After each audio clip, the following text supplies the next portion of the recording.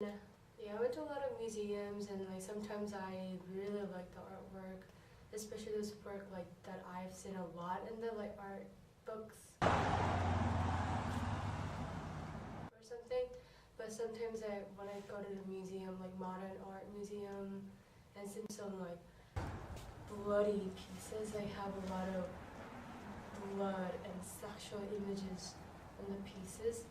I felt really uncomfortable looking at those pieces, and I could appreciate it as an artwork because the artist probably like thought of like all the like context beforehand, but I don't know, it didn't really aesthetically like appeal to me, so I didn't really like it. So I didn't really care about those pieces, but I just felt like why I just wonder like why this museum invite this artist's work into this museum and disgrace the value of the museum. I don't know.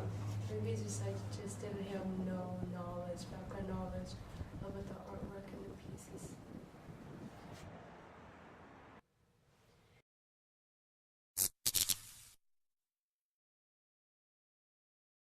What is modern art all about? Mm-hmm. So what is modern art all about? From a art historical background, modern art is a very specific moment in art history where artists are interested in art being neutral and autonomous, and art being for art's sake.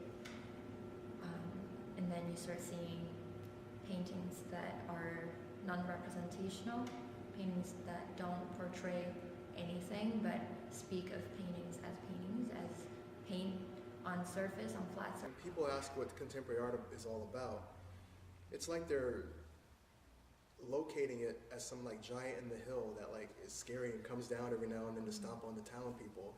And contemporary art it's you, it's me, it reflects our time. It just does it in such a way that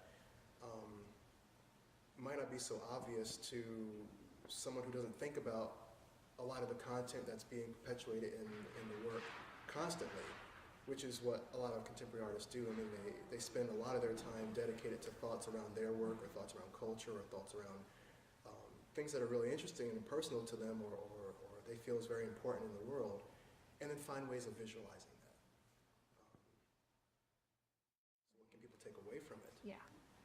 I hope that any good art that one consumes and experiences on some level can reflect something, whether it's a thought or an idea, an experience, even of an artist that has made something and spent time and felt the need to invest their energy into this thing that people can connect with. Another human existed and did something that mattered to them, and hopefully have some kind of connection, at least on that basic level. And maybe think about themselves and what they're interested in, what they find valuable, and what they invest time in. So that'd probably be the most general way I can answer that question, unless it was a very particular audience that we're talking about. In professional art field, like artists, curators, and critics, they have a kind of tendency to want to be look very serious, intelligent, smart. It's like about what they're doing. Mm-hmm. So whether or not it is they are pretending to be, or they really are, limiting the audience, like kind of there's some invisible barrier between we and them. So what do you think about this? That invisible barrier might not be so invisible. I think it's really there.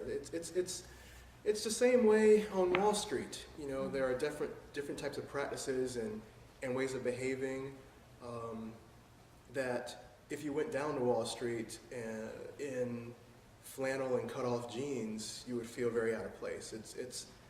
It's really meant to foster an environment where those who are initiated or those who are meant to participate. And that's art with a big A. That follows a very particular line of discourse that you can find easily what that is by looking at an art history book. I think that's definitely like a huge dilemma for people who work in the art profession. Everyone has equal access to art, which is a total fiction. Museums and galleries have always been drawing a specific audience. I think it's it's definitely a desire for artists and for everyone who works in art to want to gain a broader audience, but at the end of the day, it's self-selective and it's selective. Contemporary art, in a way, is like being a fan of baseball. You know, you can walk up to it, you can kind of watch the game, but the more you know about it, the more you're going to enjoy. When you start to understand who the artists are, what they're interested in, what these different nuances of the art world are. And so it can begin in taking an art appreciation class, or just reading a book on an art movement, or a time period, or even a book on contemporary art. There's very few really good ones out there, though, in contemporary art.